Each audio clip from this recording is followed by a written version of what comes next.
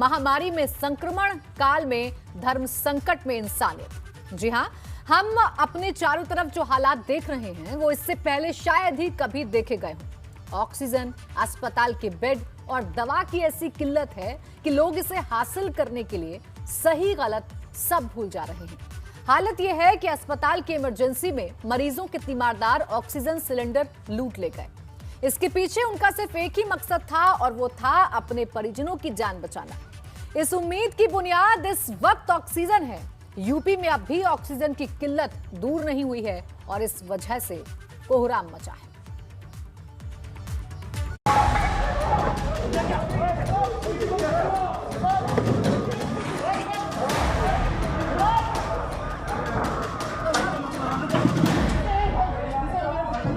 अस्पताल में ऑक्सीजन के लिए मारामारी।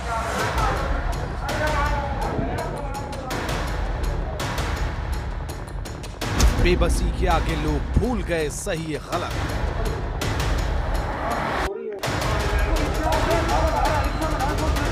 पिकअप वैन से उठा ले गए oxygen cylinder.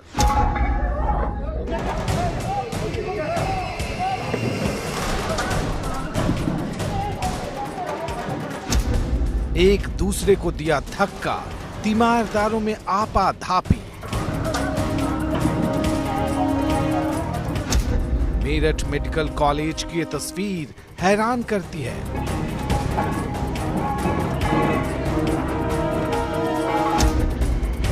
Medical college emergency ward में ये क्या हो रहा है?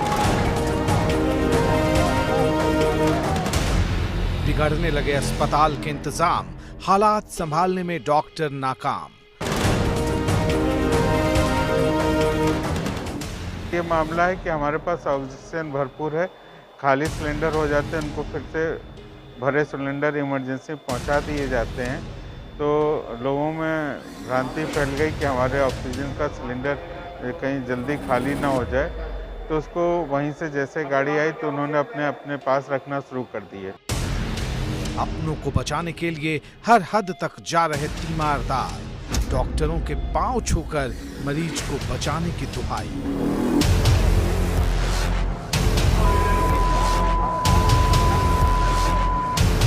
महामारी का संक्रमण काल, धर्म संकट में इंसानियत।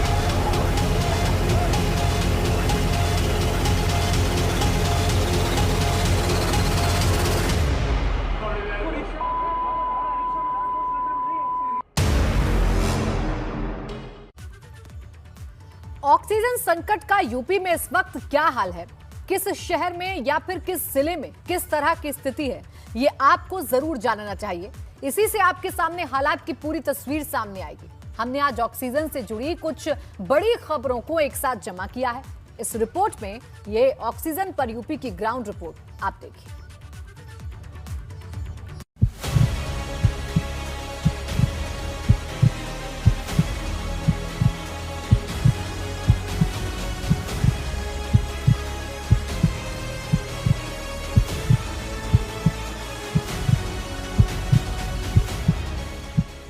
आगरा का ऑक्सीजन मीटर। आगरा में कोरोना के केस लगातार बढ़ रहे हैं। इससे तमाम अस्पतालों में ऑक्सीजन की किल्लत हो रही है। हालात संभालने के लिए डीएम अब अस्पतालों की लिस्ट बनाने में जुटे हैं। यहां ऑक्सीजन की खपत का ऑडिट किया जाएगा कि कहां कितने मरीज भर्ती हैं और उन्हें कितनी ऑक्सीजन की जरूरत है। इसके मुताबिक ही ऑक्सीजन की होगी सप्लाई।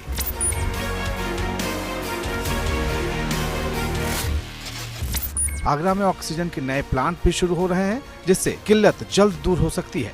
प्रशासन के मुताबिक यहां एक जगह पर 500 ऑक्सीजन सिलेंडर स्टोर किए जा रहे हैं, जिससे आवश्यकता के मुताबिक इसे अलग अलग अस्पतालों में भेजा जा सके।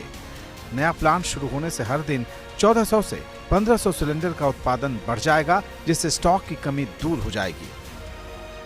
ये जनपद आगरा में जो ऑक्सीजन की आपूर्ति है उसमें कमी तो है, लेकिन फिर भी उपलब्धता के आधार पर प्रोवाइड किया जा रहा है। अभी कोई ऐसा केस नहीं है जहां बिल्कुल ऑक्सीजन खत्म हो गया हो।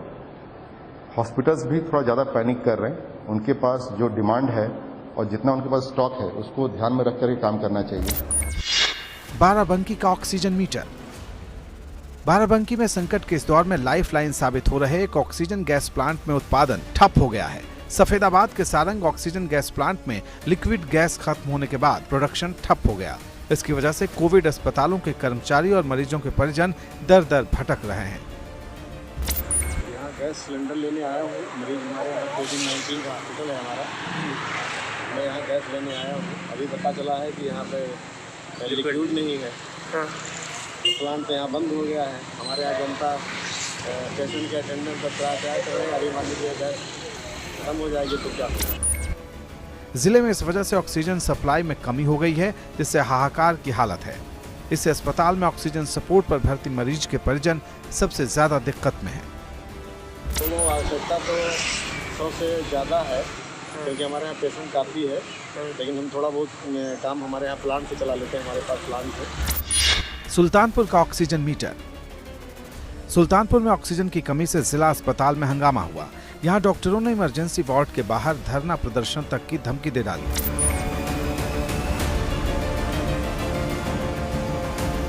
इसके बाद आनन फानन में एएसपी, सीओ सिटी और सीएमएस मौके पर पहुंचे। डॉक्टरों ने अफसरों से दो टूक कह दिया कि ऑक्सीजन सप्लाई में दिक्कत की हालत में मरीजों के तीमारदारों का दबाव सहना उनके बस की बात नहीं रही। वजह है लगातार सीरियस मरीजों का यहाँ आना। हालात खराब न हो, इसके लिए सीएमएस ने किसी तरह से गुस्साए डॉक्टरों को शांत कराया। तैयारियां अपने स्तर पर पूरी हैं। ऑक्सीजन की कमी लगातार हो रही है, लेकिन फिर भी टीम साहब से और प्रशासन के सहयोग से आपूर्ति हो रही है। मरीजों का दबाव बहुत ज़्यादा बढ़ा हुआ है। सीरियस मरीज लगातार आ रहे हैं। मेडिकल स्टाफ के साथ हमारे बहुत सारे डॉक्टर, बहुत सारे पैरामेडिकल स्टाफ बीमार चल रहे हैं। हालात और भी खराब न हो, इसके लिए सुल्तानपुर में ऑक्सीजन की कालाबाजारी रोकने के लिए प्रशासन और पुलिस के अधिकारियों ने छापेमारी की। इस दौरान बिना लाइसेंस दुकान चला रहे संचालकों के खिलाफ मामला दर्ज करने के आदेश दिए गए। गोपनीय सूचना मिली थी कि ऑक्सीजन सिलेंडर जो है वो कालाबाजारी हो रही है, ज़्यादा दामों पर प्राइवेट लोगों को बेचा जा रहा है। अब आज की स्थिति में किसी भी व्यक्ति के द्वारा प्राइवेट के तौर पर जो है इस तरह के सिलेंडर की बिक्री नहीं की जा सकती, वो केवल हॉस्पिटल्स की सप्लाई हो रही है। इसी सूचना पर 3-4 जगह हम लोगों ने डीएम साहब के साथ जो है दबिश दी और उसमें ऑक्सीजन से भरे हुए सिलेंडर पाए गए हैं। उन लोगों के खिलाफ चिन्हित करके कार्रवाई की जा रही है। गाजियाबाद का ऑक्सीजन मीटर। ऑक्सीजन संकट के इस दौर में गाजियाबाद के इंदिरापुरम से एक सकारात्मक खबर आई है। सेवा की ये बड़ी मिसाल है। इंदिरापुरम के गुरुद्वारे ने ऑक्सीजन की लंगर सेवा शुरू की है। इस गुरुद्वारे की अपील है कि जिन्हें ऑक्सीजन की जरूरत है वो यहाँ पहुँचे, उन्हें ऑक्सीजन मुफ्त लगाई जाएगी। आज हमने जो कोविड को देखते हुए जो आज कोविड का कहर टूटा है पूरे ही देश में, उसमें ऑक्सीजन की सबसे बड़ी जो समस्या है उसको दूर करने की कोशिश की गई है, जिसमें अब लोगों को हमने मोबाइल ऑक्सीजन गाड़ियों में आइए, हम आपको ऑक्सीजन का मास्क अवेलेबल कराएंगे और आपके जो पेशेंट की जान बचाने की कोशिश करेंगे। अपील की जा रही है कि जिन्हें आवश्यकता हो उनकी गाड़ी में ही ऑक्सीजन दिया जाएगा। यहाँ ऑक्सीजन को रिफिल नहीं किया जाएगा और नहीं घर ले जाने की ही सुविधा होगी। अब तक करीब 150 लोग गुरुद्वारे की ऑक्सीजन लंगर सेवा का फायदा यहाँ पहुँचकर उठा चुके हैं। इंदिरापुरम में सिंह साहब इतना काम कर रहे हैं, बहुत अच्छा काम कर रहे हैं। मैं उनको धन्यवाद देता हूँ कि इस हिसाब से कोई आदमी नहीं करता। आज की डेट में ये कितने लोगों की जान चली गई, कितने लोगों। चारों तरफ से आ रही चिंता बढ़ाने वाली खबरों के बीच में ये पहल एक मिसाल है। Bureau report, ABP Ganga. तो देखिए, जमीन पर जो हालात होते हैं हम उसे पूरी तरह आपके सामने रखते हैं। हम आज एक अच्छी खबर भी आपको दे दें। लखनऊ में आज ऑक्सीजन को लेकर पहले की तरह की अफरा तफरी नहीं दिखी। इसमें कुछ सुधार हुआ है। प्राइवेट प्लांट में लोगों का ऑक्सीजन का सिलेंडर रिफिल कराने में भी थोड़ी सहूलियत हो रही है। आज उस तरह की मारामारी नहीं देखने को मिली जैसी 2-3 दिन पहले देखी जा रही थी। हमारी टीम आज जब तालकटोरा इंडस्ट्रियल इलाके में पहुंची तो यहां अवध ऑक्सीजन प्लांट के बाहर लोगों की कतार दिखी, लेकिन यहां पर लोगों को आसानी से ऑक्सीजन सिलेंडर मिल रहा था। यहां पहुंचे लोगों ने कहा कि आज सिलेंडर मिलने में काफी सहूलियत है और कुछ देर इंतजार के बाद लोगों का नंबर आ जा रहा है। देखिए अनुभव शुक्ला की रिपोर्ट। राजधानी में आज ऑक्सीजन की क्या हालत है ये दिखाने के लिए हम तालकटोरा में मौजूद हैं, जो इंडस्ट्रियल इलाका है, और ये अवध ऑक्सीजन फैक्ट्री है और यहीं पर ये ऑक्सीजन जो है वो मैन्युफैक्चरिंग होती है। और यहाँ पर देखिए लोग पहुँचे हुए हैं, ऑक्सीजन सिलेंडर लेकर आए हुए हैं और आज यहाँ सुबह से आसानी से लोगों को ये सिलेंडर जो है वो रिफिल हो जा रहे हैं। कुछ लोग हैं उनसे जानेंगे। आज आप आए थे, आपको मिल गया आसानी से? बिल्कुल सर, बहुत आसानी से मिल गया। आए लाइन में लगे, नियमानुसार हमें सिलेंडर मिल गया टाइम से। कितना वक्त लगा? सर तकरीबन 2 घंटे। 2 घंटे में मिल गया। पहले दिक्कत थी? पहले थोड़ा सा दिक्कत थी, भीड़ भाड़ हो जा रही थी, लेकिन पुलिस प्रशासन की मौजूदगी से सारी चीज़ें आसानी से हो जा रही हैं। बहुत सारे लोग यहाँ पर पहुँचे हुए हैं, लोग सिलेंडर लेकर आए हैं। इसके लिए ज़रूरी है कि डॉक्टर का एक तो प्रिस्क्रिप्शन हो आपके पास, आधार कार्ड हो। पुलिस के लोग यहाँ पर लगे हुए हैं और यहाँ पर जो भी लोग पहुँचे हैं उन्हें आज अगर हम 2 दिनों के मुकाबले बात करें तो आसानी से यहाँ पर लोगों को जो सिलेंडर है वो मिल जा रहा है। लाइन लगी हुई है, लेकिन आज सुबह 6 बजे से ही यहाँ पर सभी जो लोग पहुँच रहे हैं उन्हें उनका जो सिलेंडर है वो रिफ़िल किया जा रहा है। पुलिस प्रशासन भी है यहाँ पर और हर आने जाने वाले का जो कागज़ है, डॉक्यूमेंट, वो देखे जा रहे हैं और उसके अनुरूप उन्हें जिस सिलेंडर की आवश्यकता है वो सिलेंडर उन्हें मुहैया कराया जा रहा है। कैमरा सहयोगी पंकज निगम के साथ अनुभव शुक्ला, एपी गंगा, लखनऊ। और इसी पर देखिए बात करेंगे, खास मेहमान भी हमारे साथ जुड़ी हुई हैं, इसके साथ ही साथ मेरे सहयोगी भी लगातार हमारे साथ बने हुए हैं, उनका भी हम रुख करेंगे और उनसे भी समझेंगे। नीतीश कुमार पांडे हमारे साथ हैं वाराणसी से मेरे सहयोगी, तो उत्तराखंड के ब्यूरो चीफ अजित राठी भी हमारे साथ हैं और डॉक्टर स्वाति महेश्वरी हमारे साथ हैं, एक्सपर्ट हैं इंटरनल मेडिसिन। बहुत बहुत स्वागत है आपका एबीपी गंगा में। तो सबसे पहले नीतीश आपके पास आऊंगी, क्योंकि पहले ये देख लें कि जो जमीन पर जो दावे किए जा रहे हैं उसकी हकीकत है क्या। बनारस में हालात सुधरे हैं नीतीश या अभी भी जस की तस स्थिति बनी हुई है? प्राची, हालात की बात करें तो हालात थोड़े सुधरे हैं। आज जिस तरह से सुबह एक टैंकर आया ऑक्सीजन का, रात को आज 11 से 12 के बीच में दूसरा टैंकर आएगा। अब जो टैंकर के आने का सिलसिला है वो लगातार जारी रहेगा। इसके साथ ही जिस तरह से वाराणसी के जिलाधिकारी का दावा है कि ऑक्सीजन के जो प्लांट बंद थे उनको शुरू कराया गया, पड़ोसी जनपदों में जो प्लांट बंद थे उन पर भी ध्यान दिया गया। आपको बता दें कि बनारस में ऑक्सीजन की सप्लाई नहीं होती है।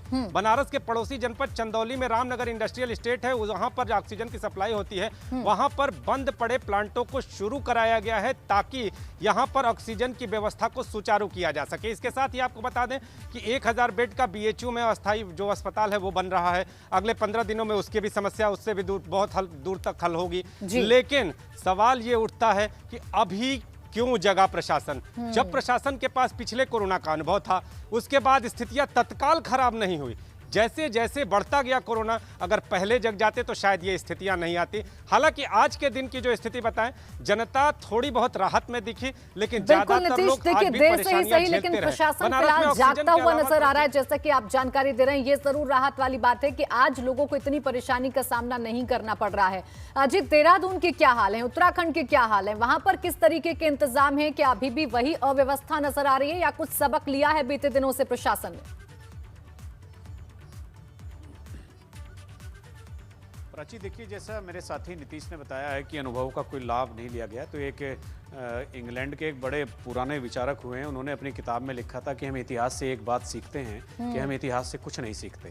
तो ये वो जो उनकी लाइन है, उनकी जो पंक्ति है वो यहाँ पर 100% लागू हो रही है। जो पिछले साल का जो इतिहास रहा है उससे रत्ती भर भी कुछ ने सीखने की कोई ज़रूरत महसूस नहीं की। और ऑक्सीजन से लेकर तमाम मेडिसिन और वेंटिलेटर और ICU बेड और जिस तरह से उनका टोटा पड़ गया था, ऐसा लग रहा था कि मानो इस देश में, इस राज्य में कहीं पहले स्वास्थ्य व्यवस्था कहीं पहले रही ही नहीं है और अभी शुरू हो रही है, इमरजेंसी में हो रही है। आज भी 4300 केस आए हैं और 27,000 से ज़्यादा पेंडेंसी इस राज्य में है। और जितनी पेंडेंसी है, अगर वो सारे ही भी केस एक साथ आ जाते हैं, सारी जांच रिपोर्ट एक साथ आ जाती है, तो आप ये तय मानकर चलिए कि 10,000 मरीजों का एकदम से इजाफा हो जाएगा। और जिस तरह से, जिस तेजी के साथ ये संक्रमण यहाँ फैल रहा है, 2 बजे तक लॉकडाउन की व्यवस्था सरकार ने की, 2 बजे के बाद ये जो लॉकडाउन की व्यवस्था की है, और लॉकडाउन के बाद भी यहाँ पर क्या स्थिति रहती है। एक चाय की दुकान का चालान होता है, एक शराब की दुकान का सम्मान किया जाता है। शराब की दुकानें सारी खुली हुई है और उन पर लगातार भीड़ और तमाम तरह के वहाँ मजमे वहाँ पर लगे हुए हैं। और 7 बजे के आसपास मेडिकल की दुकानों को भी आज बंद करने के निर्देश दिए गए हैं। ये कह कर दिए गए हैं कि अब इमरजेंसी बहुत हो गई है और जो आवश्यकता की चीज़ें हैं वो लोग दिन में खरीद सकते हैं, लेकिन शराब नहीं दिन में खरीद सकते। शराब के लिए दुकानें खोलना बहुत जरूरी है। ऐसी तमाम बदइंतजामी यहाँ सामने आ रही है। मुख्यमंत्री ने आज भी अधिकारियों के साथ एक बैठक बिल्कुल, और अजय देखिए यही जो बदइंतजामी है यही भारी पड़ रही है लोगों पर और यही तकलीफ लोगों को दे भी रही है। आप सभी हमारे साथ बने रहिए। डॉक्टर स्वाति का भी हम रुख करेंगे, लेकिन उससे पहले एक जो दावा शासन प्रशासन कर रहा है वो जरा अपने दर्शकों को बताएं। राज्य सरकार ने आज एक बड़ा दावा किया है। उसके मुताबिक लखनऊ में ऑक्सीजन की कमी से कोई मौत नहीं हुई है। भले ही अलग अलग जगहों से ऐसी खबरें आई हों, लेकिन राज्य के चिकित्सा शिक्षा मंत्री मानने को तैयार नहीं। मंत्री सुरेश खन्ना का दावा है कि लखनऊ में ऑक्सीजन की कमी से कोई मौत नहीं हुई है। यह भी दावा है कि 2 दिन पहले ऑक्सीजन की कमी से परेशानी हुई थी, लेकिन अब ऑक्सीजन सरप्लस है क्योंकि 750 मीट्रिक टन ऑक्सीजन का कोटा केंद्र ने आवंटित कर दिया है, जिसके बाद सभी राज्य के मेडिकल कॉलेजों को फंड्स रिलीज किए जा चुके हैं। देखिए, ऐसा है, कोई पैनिक क्रिएट करने की ज़रूरत नहीं है। मैंने कहा ना कि इस प्रकार की खबरों में कोई दम नहीं है और ऑक्सीजन की कमी से कोई मौत हुई ऐसा मेरे संज्ञान में नहीं है। ऑक्सीजन को लेकर कोई किल्लत नहीं है। ट्रांसपोर्टेशन में देरी होने की वजह से परसों थोड़ी सी दिक्कत हो गई थी, अब सब चीज़ नॉर्मल है। टैंकर की सप्लाई आते ही जो ऑक्सीजन की मांग है वो भी पूरी हो जाएगी और इस समय भी कोई किल्लत नहीं है। मैंने कहा ना कि परसों थोड़ी सी दिक्कत ज़रूर थी, क्योंकि हमारी जो अभी तक ऑक्सीजन जिन जिन प्लांटों से हम लेते थे उन प्लांटों को डाइवर्ट किया गया, इसी वजह से थोड़ी सी दिक्कत परसों हुई थी। तो देखिए, दावा उस वक्त कर रहे हैं मंत्री जी जब लखनऊ से ऐसी तस्वीरें भी देखी गई थी, जब अस्पतालों के बाहर नोटिस चस्पा कर दिए गए थे कि यहां पर अब ऑक्सीजन खत्म हो चुका है और उसके बाद पैनिक जैसे हालात वहां पर बन गए थे। लोग पहुंच गए थे अपने अपने पेशेंट्स की ये देखने के लिए कि उनकी हालत फिलहाल कैसी है। इस बीच आपको कोरोना का हाल भी बता देते हैं कि उत्तर प्रदेश में कोरोना का जो हाल है वो क्या कहता है। देखिए, नए केस हैं पिछले 24 घंटे में 37,238 नए मामले सामने आए हैं और कुल मौत पिछले 24 घंटे में अगर हुई हैं तो वो हैं 199। कुल एक्टिव केस हैं 2,73,653 उत्तर प्रदेश में। लखनऊ की अगर बात करें तो यहां पर हैं 5,682 नए केस सामने आए हैं पिछले 24 घंटे में और यहां पर मौतें हुई हैं 14। यानी राजधानी लखनऊ में हालात जो हैं वो नहीं सुधर रहे हैं। लखनऊ में कुल एक्टिव केस हैं 53,475। ये एक्टिव केस हैं लखनऊ में, राजधानी में। प्रयागराज का अब आपको बताते हैं। देखिए, 24 घंटे में 1954 नए मामले सामने आए हैं और 12 लोगों की मौत प्रयागराज में हो गई है। कानपुर में नए केस आपको बताएं तो 1993 नए केस कानपुर में आए हैं और कानपुर में पिछले 24 घंटे में 9 लोगों की मौत हो गई है। वाराणसी की अगर बात करें तो 1483 नए मामले यहां पर सामने आए हैं और मौतें 10 हुई हैं पिछले 24 घंटे में। मेरठ की अगर बात करें तो मेरठ में भी अब देखिए संख्या बढ़ रही है। 1361 नए केस आए हैं जबकि मौत यहां पर 2 हुई हैं पिछले 24 घंटे में। नोएडा में भी केस बढ़ चुके हैं। पिछले 24 घंटे में 1064 नए मामले सामने आए हैं और नोएडा में मौत हुई हैं कुल 9 बीते 24 घंटे में। मुरादाबाद में भी 1061 नए मामले सामने आए हैं और 24 घंटे में 3 लोग दम तोड़ चुके हैं कोरोना की वजह से। झांसी में भी देखिए मामले बढ़ते जा रहे हैं। 1084 नए मामले सामने आए हैं और कोरोना से 8 लोगों ने दम तोड़ा है पिछले 24 घंटे में। ये 24 घंटे का आंकड़ा हम आपके सामने रख रहे हैं और आपको बताने की कोशिश कर रहे हैं कि किस तरीके से मामले जो हैं वो बढ़ते जा रहे हैं और इस बीच जो व्यवस्थाएं हैं वो क्या कुछ कह रही हैं। हमारे साथ दोनों सहयोगी बने हुए हैं, खास मेहमान भी हमारे साथ बनी हुई हैं। डॉक्टर स्वाति, आपके पास मैं आना चाहूंगी और आपसे मैं समझना चाहूंगी। देखिए, लगातार दावे किए जा रहे हैं कि सब कुछ ठीक है, ऑक्सीजन की कमी नहीं है। उसके बावजूद मेरठ से आज आई एक तस्वीर कई सवाल खड़े कर रही है, जिसमें तीमारदारों में हड़बड़ाहट थी। कोई डॉक्टर्स के पैरों में गिरकर ऑक्सीजन मांग रहा था तो कोई लूट मचा रहा था, ऑक्सीजन सिलेंडर को अपने कब्जे में कर लेना चाहता था ताकि अपने मरीज को वो सुरक्षित कर पाए। ऐसा क्यों हो रहा है, क्या समझती हैं आप? देखिए, जो बयानबाजी है और जो धरातल पर होने वाली हकीकत है, उन दोनों में ही बहुत अंतर दिखाई दे रहा है और ये साफ है। जिस तरह की तस्वीरें सामने आ रही हैं, जैसा आपने भी दिखाया, और केवल ये तस्वीरें ही नहीं, हम जो फ़ोन कॉल्स अटेंड कर रहे हैं, हम जो अपने आस-पास देख रहे हैं, हम जिस तरह की खबरें अपने जान-पहचान वाले लोगों से सुन रहे हैं, हम लगातार यही सुन रहे हैं कि हर कोई कष्ट में है, परेशानी में है, ना बेड्स मिल रहे हैं, ना ऑक्सीजन मिल रहा है, तो अभी लगातार कमी है। सरकार को बहुत तेज़ी से इस कमी को पूरा करना पड़ेगा और बिल्कुल युद्ध स्तर पर काम करने की जरूरत है। जैसे आपने देखा कि अभी एयर लिफ्टिंग शुरू करी गई है ऑक्सीजन सिलेंडर्स की, ये करना बहुत जरूरी है और इसको काफी, इसकी जो फ्रीक्वेंसी है वो भी बढ़ानी बहुत जरूरी होगी। आपने देखा होगा कई हॉस्पिटल्स इस वक्त ट्वीट करके बता रहे हैं कि उनके अस्पतालों में केवल 2 घंटे या 3 घंटे की ऑक्सीजन बची है। ऐसी सिचुएशन में देखिए सभी जगह बहुत ज्यादा अफरा तफरी और घबराहट का माहौल जो है वो क्रिएट हो रहा है, पैनिक क्रिएट हो रहा है लोगों में। लोगों को लग रहा है कि अगर अस्पताल में भी ऑक्सीजन नहीं मिलेगी तो आखिर कहाँ जाएं। और सबसे बड़ी बात है कि जब बेड्स नहीं हैं तो कहीं ना कहीं हमें ऑक्सीजन सिलेंडर्स इस तरह से भी अवेलेबल कराने चाहिए कि लोग घरों में ट्रीटमेंट शुरू कर सकें, लोग कुछ समय के लिए घर में ऑक्सीजन लगा सकें। घर का भी जिक्र कर रही हैं और बार बार हम लगातार कह रहे हैं कि लोग पैनिक हो जा रहे हैं। आप जरा समझाइए हमारे दर्शकों को कि अगर कोई घर पर है कोविड पेशेंट, वो होम आइसोलेट है, तो वो कब तक ना घबराए? कौन सी ऐसी स्थिति है जब उसे हॉस्पिटल जाना पड़े? जो ऑक्सीजन लेवल है वो कितना होना चाहिए सामान्य, और कब उसे हॉस्पिटल की जरूरत है, कब उसे एक्स्ट्रा ऑक्सीजन लगाने की जरूरत है? जरा ये आप विस्तार से समझाइए। जरूर, देखिए बहुत अच्छा सवाल है। सबसे पहली बात है कि हम ऑक्सीजन मीटर से जब ऑक्सीजन चेक करते हैं तो हम 94% जो है उसको कट ऑफ लेके चलते हैं कि अगर 94 से ऊपर आपका ऑक्सीजन है तो घबराने परेशान होने की बात नहीं है। अगर 94 से नीचे आपका ऑक्सीजन आ रहा है, अब इसमें भी 2 सूरतें हैं। एक ऐसे लोग हैं जिनको पहले से कोई दिक्कत परेशानी नहीं थी, किसी बीमारी से नहीं जूझ रहे थे, ऐसे लोग जो है उनको ज्यादा घबराने की बात नहीं है। आप कुछ चीजें घर पर करें जिससे कि आपका ऑक्सीजन लेवल ऊपर आ जाए। दूसरा वर्ग ऐसा है जिनको पहले से ब्लड प्रेशर है, डायबिटीज है, तरह तरह की बीमारियां हैं। ऐसे लोगों को थोड़ा ज्यादा आगाह होने की जरूरत है क्योंकि आने वाले समय में उन्हें ऑक्सीजन की जरूरत पड़ सकती है अगर ऑक्सीजन लेवल कम हो रहा है। अब दोनों ही वर्ग के लिए मैं ये बोलूंगी कि जैसे ही आपका ऑक्सीजन लेवल कम होता है तुरंत उल्टे लेटिए, डीप ब्रीदिंग एक्सरसाइजेस करिए, गहरी गहरी सांसें लीजिए। आप स्टीम ले सकते हैं और अगर नेबुलाइजेशन की सुविधा है तो आप नेबुलाइजेशन कर सकते हैं। उससे ऑक्सीजन लेवल धीरे धीरे ऊपर आना शुरू हो जाता है। तो इमीडिएटली पैनिक करने की जरूरत नहीं है। आप घर में इन 3-4 चीजों को अगर करेंगे तो हम मैक्सिमम लोगों का ऑक्सीजन लेवल इंप्रूव होते देख रहे हैं, बेहतर हो रहा है। आधे घंटे के लिए उल्टे लेट जाइए, उसके बाद करवट से लेटिए, या तो सीधी करवट या उल्टी करवट, थोड़ी देर उल्टी करवट लेटे रहिए और फिर आप बैठिए।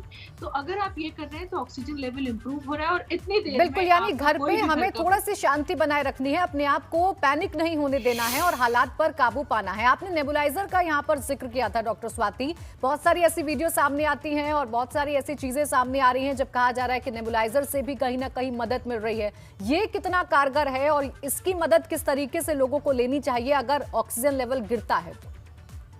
देखिए कई बार क्योंकि कोरोना एक लंग की बीमारी है और लंग में ही जाके निमोनिया हो जाता है जिसकी वजह से ऑक्सीजन सप्लाई जो है पूरे शरीर को अच्छे से नहीं मिल पाता है। जो नेबुलाइजर्स होते हैं वो हमारे जो हमारी सांस लेने की धमनियां होती हैं उनको थोड़ा चौड़ा कर देते हैं, उनको थोड़ा बड़ा कर देते हैं ताकि ऑक्सीजन की आवाजाही जो है वो आसान हो जाए। इसमें हम लोग स्टेरॉइड्स का भी इस्तेमाल करते हैं, ब्रोंकोडायलेटर्स का भी इस्तेमाल करते हैं।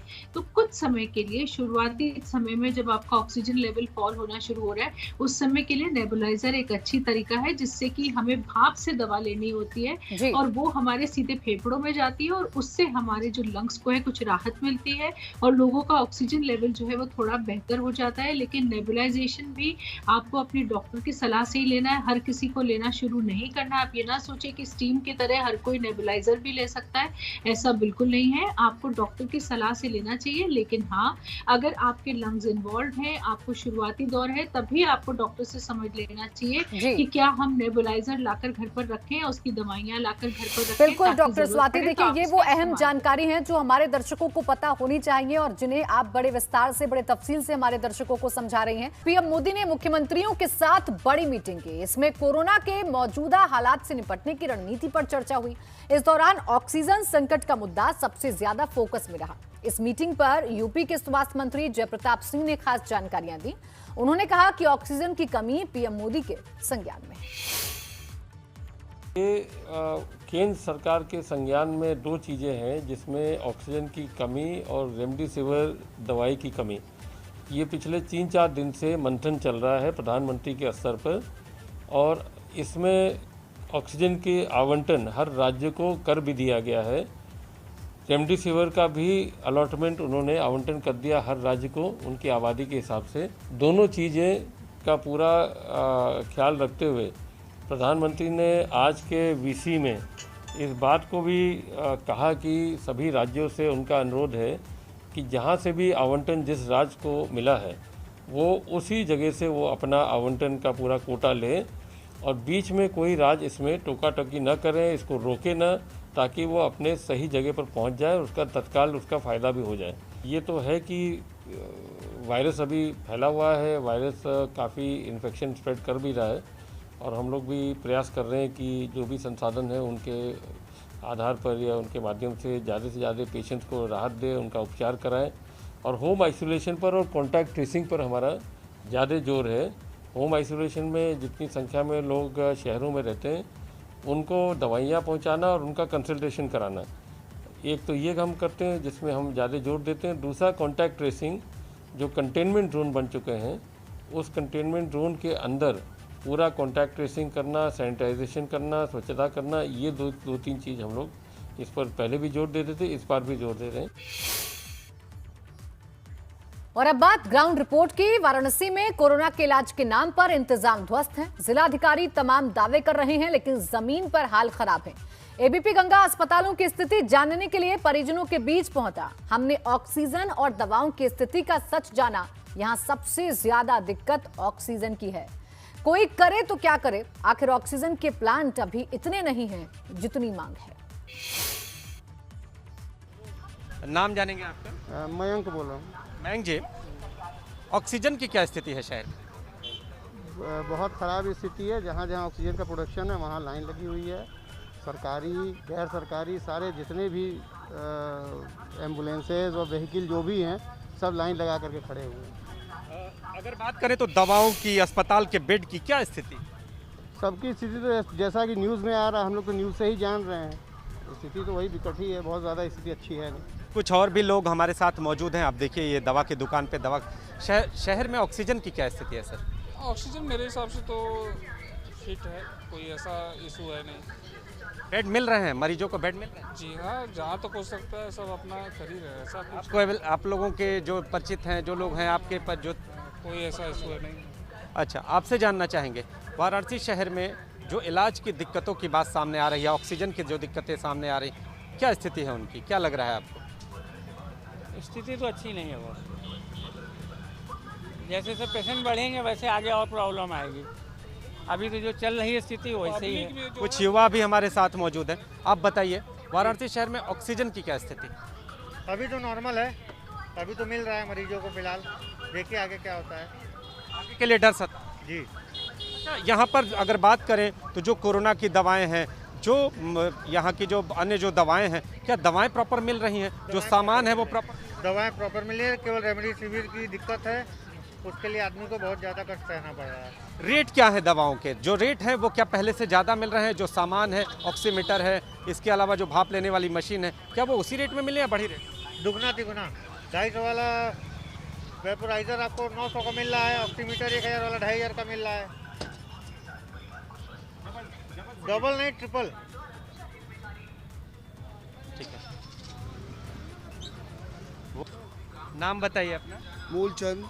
मूलचंद जी, ऑक्सीजन की क्या स्थिति है वाराणसी शहर की? स्थिति ये है कि लोग मरीज चिल्ला रहे हैं कि ऑक्सीजन खत्म हो गया है, मिल नहीं रहा है ठीक से। हम लोग हम लोग तो जा नहीं रहे हैं हॉस्पिटल, लेकिन परिजन बहुत रो रहे हैं, वो चिल्ला रहे हैं कि ऑक्सीजन की बड़ी कमी है। बड़ा कोई बीमार न पड़े, घर में इलाज करे, वो ठीक है। बाकी स्थिति सही नहीं है। और पैसा जिसको है तो पैसा पहले जमा करवा ले रहे बड़े बड़े प्राइवेट वाले, तो उन लोग की स्थिति तो सबके पास तो पैसा है नहीं। वो अस्पताल पूरे भरे पड़े हैं। आज मैं सूर्या हॉस्पिटल गया था, वहाँ पूरा भरा पड़ा है, जगह नहीं है पैर रखने की। प्लस देख ही रहे हालत, पूरे प्रदेश की तो हालत बहुत ख़राब है। आप लोग दवाएं खरीदने आए हुए हैं, तो दवाओं की क्या स्थिति है? दवाएं पूरी मिल रही हैं? पूरी मिल रही हैं, आम दवाइयाँ पूरी मिल रही हैं। अब कोविड संबंधी दवाइयों में ही प्रॉब्लम है, जो इंजेक्शन वगैरह, ऑक्सीजन वगैरह, इनमें ही परेशानी है। देखिए हालात कैसे हैं, आम लोगों के जरिए हमने आपको समझाने की कोशिश की। जो जरूरी दवाएं हैं वो नहीं मिल पा रही हैं। डॉक्टर स्वाति, ऐसे में सवाल ये है कि एक तरफ हम कह रहे हैं कि पैनिक ना हो, घर पर रहें, अपना खुद का ध्यान रखें, जरूरी दवाएं लें, लेकिन ऐसे में ऑक्सीमीटर ना मिले, जरूरी दवाएं ना मिले तो हालात तो बद से बदतर होंगे ही ना। और जो मरीज हैं, जो तीमारदार हैं, वो परेशान होंगे, वो पैनिक भी होंगे।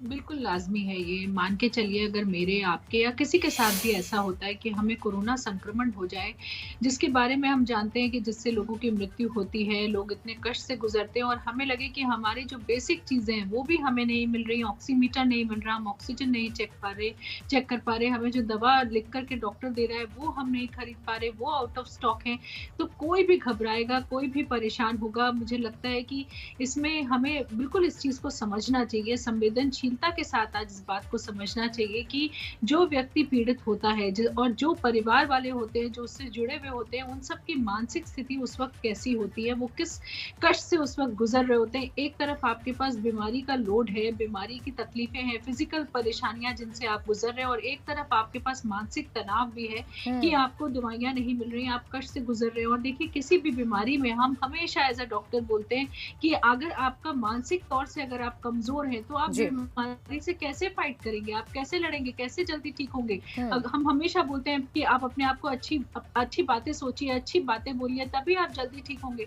और अगर मनुष्य इसी तनाव में रहेगा कि आज मेरे पास दवा नहीं, आज मेरे पास ऑक्सीजन नहीं, आज मेरे पास थर्मामीटर नहीं, आज ये नहीं, तो फिर आप बताइए कि बिल्कुल देखिए हालात ऐसे हो जाएंगे कि लोग परेशान होंगे और फिर मेंटली वीक होने की वजह से बीमारी भी कहीं ना कहीं ज्यादा विकराल रूप ले लेगी। बहुत बहुत शुक्रिया स्वाति जी आपका हमारे साथ जुड़ने के लिए, हमें वक्त देने के लिए, हमारे दर्शकों को समझाने के लिए कि ऐसे वक्त में उन्हें क्या करना है और क्या नहीं करना है। बहरहाल चूंकि हम ग्राउंड जीरो की बात कर रहे हैं तो वो लगातार हम आपको रिपोर्ट दिखाते रहेंगे। अजीत राठी भी बने हुए हैं मेरे सहयोगी देहरादून से, वहां की भी एक खास रिपोर्ट हम दिखाएंगे। लेकिन उससे पहले नीतीश आपके पास में आऊंगी, चूंकि आप ही नहीं दिखाया कि बनारस के लोग क्या सोच रहे हैं और कितनी परेशानियों का सामना उनको करना पड़ रहा है। नीतीश, जब आप जाते हैं लोगों के बीच में, क्या रुख रहता है उनका, किस तरीके की हालत रहती है उनकी? अस्पतालों में जो तीमारदार हैं, जो चक्कर लगा रहे हैं मेडिकल स्टोर्स की, उनकी क्या हालत रहती है, क्या कुछ कहना होता है उनका? प्राची, अगर हालत की बात करें तो अस्पतालों की हालत ये है कि अस्पतालों के बाहर जो तीमारदार हैं वो निराश दिखाई देंगे आपको। जिनके पास पैसे हैं वो निजी अस्पताल में जाएंगे, पैसे जमा करेंगे और उसके बाद अपना इलाज कराएंगे, और वो भी इलाज पूर्ण रूप से मिलेगा या नहीं इसकी गारंटी नहीं है। इसके अलावा जो गरीब हैं वो अस्पतालों के चक्कर लगाएंगे और सरकारी अस्पतालों में किसी तरह से अगर अपना एडमिशन पा गए, एडमिट हो गए, तो आगे की दवाई करेंगे और दवाई के लिए फिर जद्दोजहद करेंगे। ये स्थिति है। मरीज पत्रकार को बहुत ही आशा भरी निगाहों से देखता है कि अगर माइक और कैमरा लेकर आए हैं तो निश्चित तौर पर हमारी समस्याओं का निदान होगा। लेकिन इसके साथ ही आपको बता दूं प्राची, आज तक जिसने चोरी की है वो कर चुके, अब जिलाधिकारी का चाबुक चलेगा। आज जिलाधिकारी ने साफ तौर पर यह आगाह कर दिया है कि इस स्थिति में कोई भी अगर अनियमितता करते देखा गया, अनियमितता से इसका मतलब यह है कि जो अस्पताल इस समय मरीजों को लूट रहे हैं, जो दवा व्यापारी या दवा बेचने वाले मरीजों को लूट रहे हैं, ओवर रेटिंग कर रहे हैं, उनको किसी भी कीमत पे बख्शा नहीं जाएगा। तो आज के बाद जिलाधिकारी सख्त हो जाएंगे। अब से पहले भी उनका ये कहना था कि हमने निगाहें बना रखी हैं, लेकिन आज वो लास्ट अल्टीमेटम है। और इस स्थिति में अगर आप कहीं भी अगर कोई असंवेदनशीलता बरतते हैं तो वो कहीं भी किसी भी कीमत पर सहनीय नहीं होगा, उन पर कार्रवाई की जाएगी। तो आगे की स्थितियां सही हो, इसके लिए उम्मीद की जा रही है और सही होंगी ये उम्मीद ज़्यादा है। अब देखना ये होगा कि स्थितियां क्या होती हैं। प्राची, बिल्कुल नीतीश, बिल्कुल सही कहा आपने कि निराशा लोगों को हो रही है और कहीं ना कहीं परेशानी हो रही है। लेकिन अब प्रशासन, जैसा आपने बताया कि अब स्ट्रिक्ट होने के कदम बढ़ा रहा है, तो उम्मीद यही करेंगे कि लोगों की जो परेशानी है वो कम हो जाए। बहरहाल आगे बढ़ेंगे और उत्तराखंड का कोरोना अपडेट आज का क्या है ये हम आपको बता देते हैं कि उत्तराखंड में कैसी स्थिति बनी हुई है। बीते 24 घंटे में 4,339 नए मामले कोरोना के उत्तराखंड में सामने आए हैं और 49 मौत छोटे से राज्य उत्तराखंड में बीते 24 घंटे में हो गई है। कुल एक्टिव केसों की बात करें तो 29,949 एक्टिव केस हैं उत्तराखंड में। अब तक मौतें हुई हैं 2021 मौत अब तक उत्तराखंड में हो चुकी हैं कोरोना की वजह से। अब आपको शहर वाइज बताते हैं। देहरादून में 1605 नए केस सामने आए हैं, यानी राजधानी में हालात बिगड़ रहे हैं। हरिद्वार में भी स्थिति खराब है। 1115 केस हरिद्वार से भी सामने आए हैं, यानी वहां पर भी लगातार संक्रमण बढ़ रहा है। वहीं अल्मोड़ा की बात करें तो अल्मोड़ा में 131 नए केस सामने आए हैं, जबकि चमोली में 184 नए केस सामने आए हैं। चंपावत में भी 187 नए केस सामने आए हैं, यानी तेजी के साथ अब ये संक्रमण उत्तराखंड में बढ़ रहा है। नैनीताल में देखिए हालत कैसी बनी हुई है। नैनीताल में 317 मामले सामने आए हैं नए। पौड़ी में 243 नए मामले सामने आए हैं। ये पहाड़ी क्षेत्र हैं उत्तराखंड के, जहां पर अब लगातार मामले बढ़ रहे हैं। उधम सिंह नगर में भी 312 नए मामले सामने आए हैं, यानी वहां पर भी संक्रमण तेजी के साथ बढ़ रहा है। देखिए, हमने आपको बताया कि हालात किस तरीके के हैं, संक्रमण कैसे बढ़ रहा है। अब जरा देहरादून के अस्पतालों की ग्राउंड रिपोर्ट क्या कहती है, ये आप जरा देखिए। उत्तराखंड में लगातार कोरोना मरीजों की संख्या में बड़ा इजाफा होता जा रहा है और जितनी स्वास्थ्य विभाग की तैयारियां थी वो धराशायी होती नजर आ रही है। मैं तस्वीरें दून अस्पताल की आपको दिखाऊं कि हमने थोड़ी देर पहले यहाँ पर कुछ जो मरीजों के साथ में परिजन आए हुए थे उनसे भी बात की और दून हॉस्पिटल की व्यवस्थाओं को उन्होंने बिल्कुल गलत बताया। 4 दिनों के बाद में यहाँ बेड दिया जा रहा है और सामने ये तस्वीर आपको दिख रही है। साफ तौर पर अभी जो ऑक्सीजन लिक्विड टैंक है उससे यहाँ पर ऑक्सीजन सप्लाई की जा रही है। ये दून हॉस्पिटल का नज़ारा है। हम इनसे बात करना चाहेंगे। साफ तौर पर आप देख पा रहे हैं कि लगातार ऑक्सीजन यहाँ पर दून हॉस्पिटल में सप्लाई की जा रही है। आप ये देख पा रहे हैं कि ये नज़ारा है। ये ज़रूर मानना है कि यहाँ पे जो काम करने वाले कर्मचारी हैं कि दून हॉस्पिटल में ऑक्सीजन की तो कोई कमी नहीं है और क्या क्या व्यवस्था यहाँ पर की जा रही है हम बात करेंगे। भाई साहब, क्या नाम है आपका? मेरा नाम यशपाल सिंह। यशपाल जी, अभी हम देख रहे हैं कि जो ऑक्सीजन लिक्विड सप्लाई हो रही है, किस तरीके की ये व्यवस्था हमारे दून हॉस्पिटल में है? देखो, हमारी तरफ से ऑक्सीजन की कोई कमी नहीं है। हम सुबह भी टैंक भर रहे हैं, दोपहर में भी भर रहे हैं, शाम को भी भर रहे हैं। 3 टाइम हमारे टैंक भरे जा रहे हैं। सिलेंडर की कोई कमी नहीं है। दूसरा प्लांट हमारा चल रहा है, वहाँ सिलेंडर पूरे भरपूर रखे हुए हैं, कोई दिक्कत नहीं है। ऑक्सीजन की कोई कमी नहीं है। इससे पहले ऑक्सीजन की कमी बताई जा रही थी, दवाइयाँ नहीं मिल रही थी, बेड नहीं मिल रहे थे। ऑक्सीजन की कमी नहीं बताई जा रही होगी, दवाइयों की बताई जा रही होगी। ऑक्सीजन की हमारी तरफ से यहाँ से कोई कमी नहीं है। कैमरामैन प्रमोद बाजपेयी के साथ विनोद कुमार, एबीपी गंगा, देहरादून। अजीत का रुख करेंगे। अजीत, देखिए, इस रिपोर्ट में हमने देखा कि ये दावा किया जा रहा है कि ऑक्सीजन की कोई कमी नहीं है, ऑक्सीजन भरपूर दी जा रही है, दवाइयों की कमी यहाँ जरूर हो सकती है। फिलहाल वास्तविक स्थिति क्या है अजीत? अब क्या देख पा रहे हैं? ऑक्सीजन की सप्लाई कैसी है? दवाइयों की जो आपूर्ति होनी चाहिए, क्या वो आपूर्ति है उत्तराखंड में?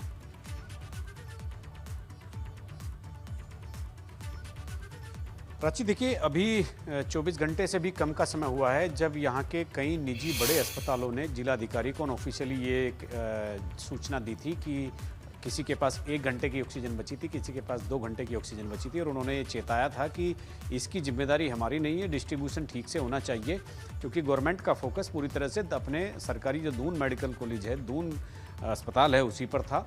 और लेकिन कई अस्पताल बिल्कुल इस बॉर्डर लाइन पर थे और उन्होंने जिलाधिकारी को बहुत साफ साफ शब्दों में कहा था कि इसकी जिम्मेदारी प्रशासन की होगी।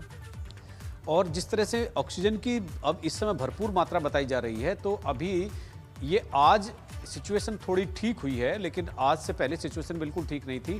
और जैसा मैंने अस्पतालों का आपको बताया कि किस तरह का क्राइसिस वहाँ पर पैदा हो गया था, और मैं एक दावे के साथ कह सकता हूँ, एक निजी हॉस्पिटल में कुछ लोगों को भर्ती होना था, तो उन्होंने इस बात को कहकर इनकार कर दिया था कि जब तक ऑक्सीजन हमारे पास नहीं आती तब तक हम किसी नए मरीज को भर्ती नहीं कर सकते। तो ये तमाम केस हमारे सामने आ रहे थे। और देखिए, ये एक कहने और सुनने की बात अलग होती है और पब्लिक के भीतर जो फील होता है वो फील आना चाहिए। और फील जो है फील गुड तो इस समय नहीं है और लोग बहुत नाराज हैं, बहुत असंतुष्ट हैं और बहुत पीड़ा में हैं। और अगर ये सब चीज़ों की सुविधाएं यहाँ पर हैं और जो उपलब्धता है वो मांग से ज़्यादा है, तो जितनी डिमांड की गई थी उससे ज़्यादा आपने ऑक्सीजन और तमाम चीज़ें यहाँ पर रखी है, तो फिर लोग यहाँ दर बदर क्यों भटक रहे हैं? हॉस्पिटल्स के बाहर वो जो नज़ारा है परिजनों के बिलखने का, बेड नहीं मिलने का, वो मेडिसिन नहीं मिलने का, और डीएम की सिफारिश लग रही है तब मेडिसिन लोगों को मिल रही है। और एक चीज़ और मैं आपको बताने देना चाहता हूँ कि जितने भी प्राइवेट हॉस्पिटल हैं वो मेडिसिन जो नहीं है उनको लिख दे रहे हैं परिजन जो वहाँ तीमारदार हैं, और उनको कहते हैं कि बाहर से जाकर ये दवाई ले आइए, जबकि मार्केट में, पूरी मार्केट में कहीं वो दवाई नहीं है। और आज स्वास्थ्य सचिव पंकज पांडे शाम कह रहे थे इस बात को कि वो आज शाम को हैदराबाद से कोई एक खेप आने वाली है, उसमें ये मेडिसिन आएगी।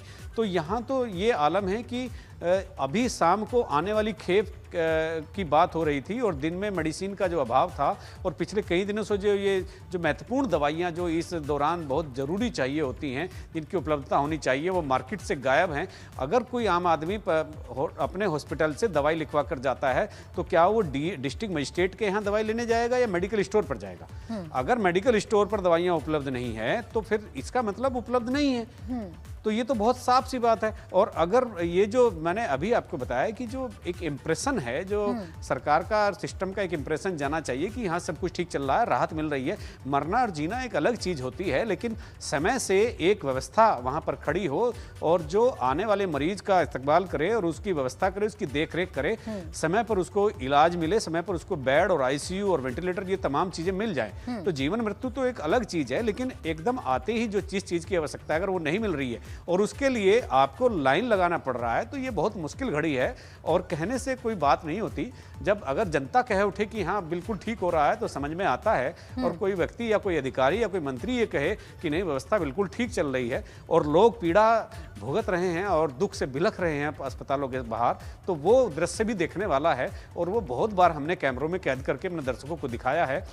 और हमने सिस्टम की काहिली भी दिखाई है कि काशीपुर और रुड़की में किस तरह से वेंटिलेटर धूल फांक रहे हैं कबाड़ खाने में पड़े हुए, और यहाँ पर लोगों को वेंटिलेटर नहीं मिल रहे हैं। ये बहुत पुरानी बात नहीं है, ये भी 2 दिन पहले की बात है। तब प्रशासन यहाँ हरकत में आया और ट्रेंड स्टाफ को ढूंढने की कोशिश की गई।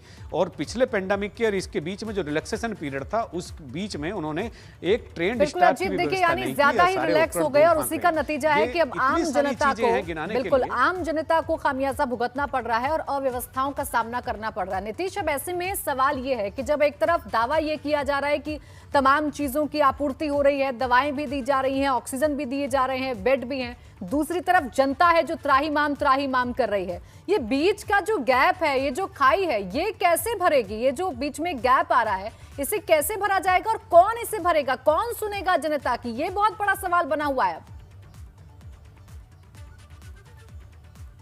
प्राची, ये बड़ा सवाल है, लेकिन इस गैप को ही प्रशासन ही भर सकता है और इस गैप को भरने का काम प्रशासन को ही करना पड़ेगा, क्योंकि जनता तो इन परेशानियों को झेल रही है। शायद वो इतनी अपनी इस स्थिति में नहीं है कि वो प्रशासन के आगे गुहार लगाने के अलावा कुछ कर भी सके, क्योंकि एक तरफ लुटेरे जो हैं वो पूरी तरह से सक्रिय दिखाई दे रहे हैं। उनके लिए इस आपदा को अवसर में बदलना कहीं भी कठिन नहीं लगता है। वो इस आपदा को पूरी तरह से अवसर के तौर पर देख रहे हैं। पैसे कमाने का जरिया बना रखा है उन लोगों ने। तो जनता उनसे लड़े एक तरफ और दूसरी तरफ प्रशासन से गुहार लगा। ऐसी स्थिति में जनता की कोई भूमिका नहीं दिखाई दे रही है। अधिकारियों को इसके बीच का रास्ता निकालना होगा। जनता पर छोड़ दिया गया है और जनता को दोहरी लड़ाई कहीं ना कहीं लड़नी पड़ रही है। हर जगह जहां पर जनता जा रही है उसे निराशा ही हाथ लग रही है। फिलहाल यही कहा जा सकता है, समय पर लिया गया एक सही फैसला हालात को बदल डालना है। ऐसा ही कुछ दिख रहा है लखनऊ में। लखनऊ के कोविड कमांड सेंटर के पास कल तक जहां कोरोना मरीजों की लाइन लगी रहती थी, वहीं अब सीएमओ के रेफरल लेटर की जरूरत खत्म किए जाने के बाद यहां मरीजों की भीड़ नजर नहीं आई। एक सही फैसले से राहत की कैसी तस्वीर उभरती है, ये यहां साफ दिखा। कोरोना मरीजों को अस्पताल में एडमिट होने में एक बड़ी समस्या से सीएमओ के रेफरल लेटर की आ रही थी। एबीपी गंगा ने जब इसे लेकर खबर दिखाई, तब उसके बाद मुख्यमंत्री ने इस व्यवस्था को खत्म करने के निर्देश दिए और उसके बाद कल ये आदेश जारी किया गया कि कोई भी निजी अस्पताल मरीज को एडमिट कर सकता है, उसके लिए किसी रेफरल लेटर की जरूरत नहीं। लगातार इस तरह की शिकायतें आ रही थी कि जो मरीज जो कोविड पेशेंट हैं उन्हें अस्पतालों में तब तक भर्ती नहीं किया जा रहा जब तक कि सीएमओ का रेफरल लेटर ना हो। और उसके बाद फिर मुख्यमंत्री ने इंटरवीन किया पूरे मामले में और ये नया आदेश जारी किया गया कि अब कोविड पेशेंट को हॉस्पिटल में एडमिट होने के लिए सीएमओ के किसी रेफरल लेटर की ज़रूरत नहीं होगी। उसका असर देखिए आज दिख रहा है।